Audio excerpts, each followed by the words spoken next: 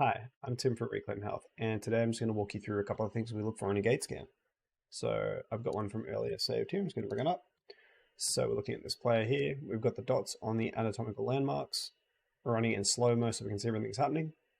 The first thing we want to see is whether these dots stay level when he walks. And we can see here, they don't. Particularly here, you can already see getting a lot of drop there. As soon as his left leg's bearing the weight through here, we can see this dot dropping. Takes a step forward, bang, as soon as his right leg's bearing the weight, left leg's down, and again there, so forth and so on. So what we're thinking there is weakness of the glute max, they're these, sorry, glute med, these are the muscles here on the sides of the hips, and they stabilize us from side to side. We can really see that quite clearly with this player. And the other thing worth noting on this particular video is we can see quite a lot of head bobbing. It's kind of tilting when he walks. There are other things we can see if we had the athlete barefoot. We might do them in the gait scan in the clinic, but in the soccer field, we're mainly looking at what's happening with the hips and the big prime mover muscles. Let's have a look from side on. Same athlete. From side on, we're looking for a couple of things. So I'll just play the video through. Generally, first thing is hip extension, which is pretty poor. We can see that particularly on the left, it's not coming all the way through. So we look back. We want to see much more hip extension than that.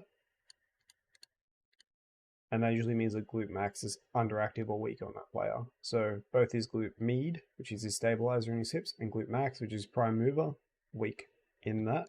The other thing we'd want to see is when he's bearing his weight, we want to see that quad activate. So already, as we go through here and he's landing on that right leg, you can kind of see there that the knee stays very straight. We actually want a little bit of bend in the knee at this point in the gait. This helps prevent impact going through the knee repetitively. So let's pause that, wait. Go back a little. Oh, too far. Yeah. So here we should have about 20 degrees bend in the knee. And it's very little there, maybe 5 degrees. And that means every time he steps, he's going to be putting a lot of impact through his knees. And we can see that on both sides there, even on that left side, dead straight the whole way through. The other thing that's interesting with this athlete is you'll see as he walks,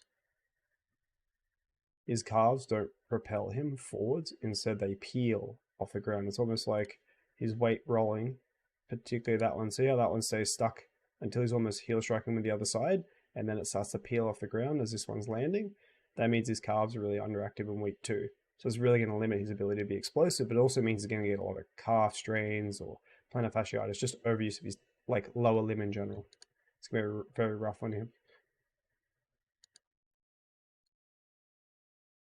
Yeah.